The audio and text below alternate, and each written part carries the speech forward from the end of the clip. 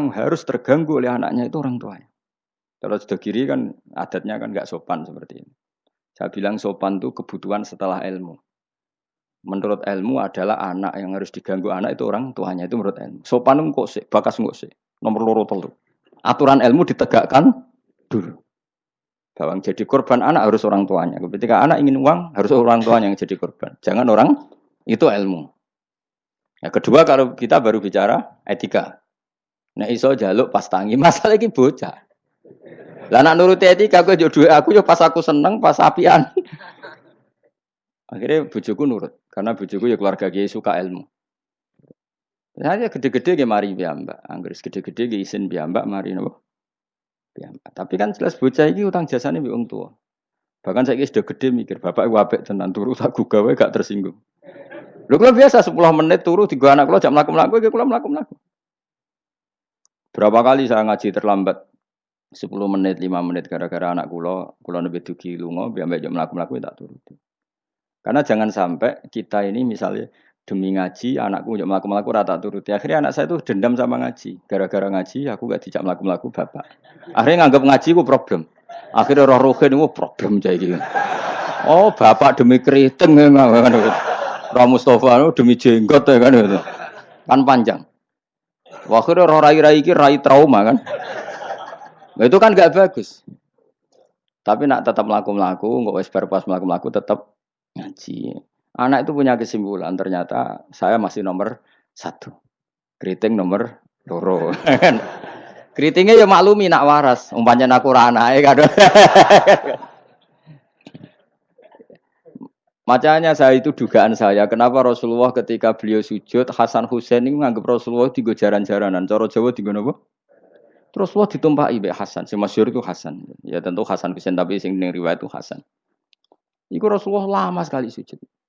Sampai sahabat itu karena saking dekatnya wahyu, zaman itu cara berpikir ahadasa fihi syai'un atau ahadasa fin nabi syai'un. Apa nabi ada wahyu baru sehingga sujud selama itu. Jadi sahabat belingu ya penting. Akhirnya ono sing ndangak ya rugen-rugen niku ndangak. Mergo sujudnya agak wajar apa? Kan Nabi kan tentu istiqomah. Biasanya 2 menit ya 2 menit, biasanya 1 menit. Ini kok sampai 5 menit semua. Akhirnya sahabat sing gak terima ndak. Iki ada wahyu baru bahwa aturan sujud harus selama itu. Doang. Jebule ono Hasan. Oh, iki to perkarane. Tapi baru kayak sahabat beling iki ono riwayate. Cara dekne ra nginceng. Jadi kadang beling ya penting. Tapi sing beling ben sahabat. Mergo tetep akeh ganjarane. Iki ora usah salat dangak-dangak ngono ora usah. Kau belingi sahabat paling ngono belingmu kebablas. Akhirnya Nabi ngendikan, tadi saya sujud, sebetulnya saya ingin standar, ingin istiqomah, tapi ada cucu saya.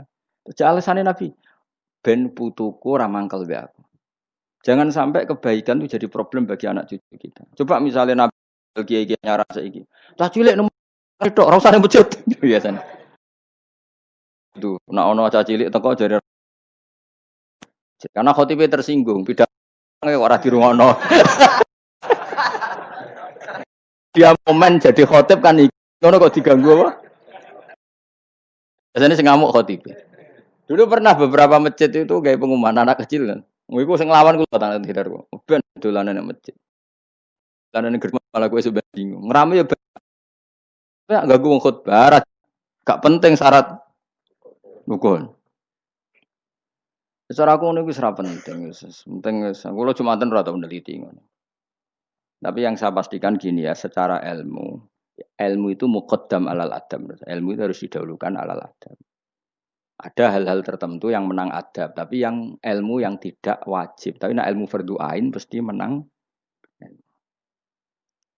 Jadi ya mau tadi misalnya, akhirnya anak kula nggih biasa gugah kula, nganti saiki nggih biasa. Sing terutama sing alit, nak sing gede nggih isin dhewe. Karena tadi bojo kula tak omongi ngono, nek ape lunga tadi kepentingan harus gugah saya ya gugah. Yang harus diganggu seorang istri adalah suaminya. Supaya aturan main itu jelas. Loh, mbak dalam saya saja berani gugah saya. Karena tak atur mbak dalam saya yang bagian ibu, tak kayak kaidah. Kalau ibu gerah, saya di rumah, gugah. Totok omah. Jika supir kula ya wani. Karena itu kaidah. Jangan sampai misalnya ibu gerah jam 1:30 karena etika, nunggu Gus Bak wungu misalnya. Itu kan parah. Terus akhirnya sampai subuh. Jadi ilmu itu harus muqaddam apa? Bahwa ibu itu segala-galanya. Sampai sekarang, saya beberapa kali setengah dua ditotok Mbak Dalem atau Kang Dalem. Gus ibu gerak gini. Saya bangun langsung bawa ke rumah sakit atau gimana. Etika itu badal ilm. Jadi ketentuan ilmu itu nomor satu. Iya, gue cukup. Anak kiai kok delok TV itu rasa etika. Tapi mesti mbok pikir gak delok ning omah tapi delok ning tonggo. Apik ndi ganggu wong tuane mbek ganggu tanggane. Lho ganggu tonggo misalnya, tapi tanggane seneng. Misalnya wong ibu-ibu kepen delok Angling Darmo, anak delok Teletubbies, ya kan ora sambung. Tetep ganggu. Ibu-ibu di selera enggak misalnya. Misalnya kepen delok sinetron, anak delok Teletubbies misalnya. Ayo, Mustafa delok film ISIS. Ya kan jenenge wong kan selerane beda-beda. Ngaruh kan delok bolot misalnya kan. Wong aku es kiai kecelok wong alim. Misalnya aku delok TV nganti saiki ya mak lampir. Mergo ora mikir, aku pokoke seneng delok TV ora mikir. Bojoku ya eskal. Nah, cawe itu kan seneng delok film wong ayu-ayu, mergo delok penampilane. Nah, aku seneng delok mak lampir, Angling Darmo sing lucu-lucu. Sing lucu sing mokal dadi karwan ra tak pikir ngono. Mergo aku tahu dikeluwi kiai delok sinetron, ono pemeran sebagai ustad. Terus ustad iku fatwa ning TV dipikir ndak tenan fatwa iku. Lha sinetron kok mbok pikir. Sing merano ustad iku. Ya sing merano ustad kan kadang fatwa gitu. Lah kiai iki delok tersiksa sampai fatwa ustad iki. Tadi kan ulun tersiksa Gus fatwa ustad sini TV. Ustad sapa pemeran ustad. Lah nama lampir kan gak mungkin mikir fatwane mak lampir. Tapi setan wis setruk. Kok ngenteni ngekek was-was aku coba tak tinggal delok mak lampir. Aku ngerti kok setan wae was-was aku ngerti. Tak tinggal, ada mangkel deh. Pemenang setan yang gambar itu luwih ngeri. Jadi setan jangan kurang ajar tenan. Jadi orang-orang alim itu diridu. Termasuk koyo Mustafa Kabeh lah, sing ngaji ning kene kabeh. Cara zaman akhir sing ngalim tak sebut ngalim. Jadi misalnya ke sholat itu kadang setan ngridung ini. Kowe sholat ora mesti ditampa pangeran. Terus kita kadang menyesali masa lalu. Menyesali masa lalu, sholatku, posoku ora mesti ditampa pangeran. Iku setan. Ngridung niku setan. Kowe kudu mbok lawan, ditampa ora ditampa itu kenangan terbaik saya sebagai hamba pernah sujud, pernah sholat, titik. Kayak apa buruknya kita ketemu Allah ora tahu sholat, ora tahu sujud. Wes ora ditampa lah. Lah aku malah tak lawan kadang setan. Beneran ora ditampa. Pek kowe ngono salat gua. Mungkin ora tau salat, pek-pek salat gua. Karena setan mau kepinginnya supaya orang menyesali atas kesalahan di masa lalu. Kayak apa? Lu tahu soleh kok getun. Tugale kok ngene lho contoh ning fisik. Aku ngrumat cah yatim secara ikhlas. Mulai cilik bareng gede kuliah dadi wong lali aku.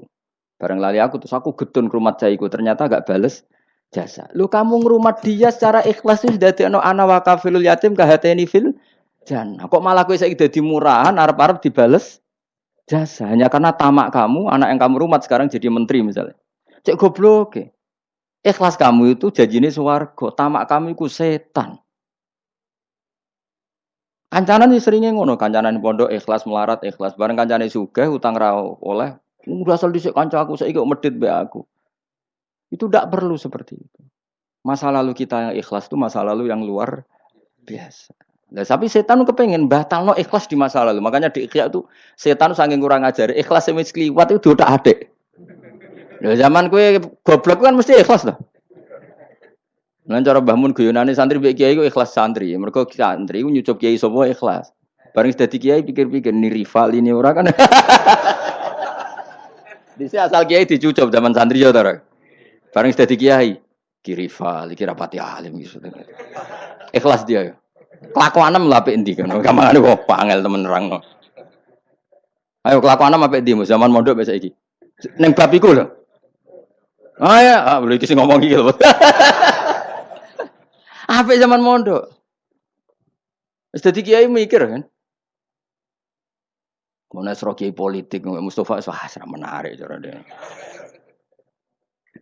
Jadi nah, kalau ada setan seperti itu tinggal delok mak lampir. Lho kula lah sering diridu setan. Sampai kadang kula saking ekstrem meneh nek kuwetan sing ngandani. Umpama Jibril ngandani aku, nek aku ahli neraka, iku tetep aku sujud mbek pengira. Mergo kelazimane kawula iku ya sujud mbek pangeran titik. Meskipun Jibril ora ngalah ngabari ngono, iku ora kowe ya. Cuma nggo nglawan setan harus pakai nama besar.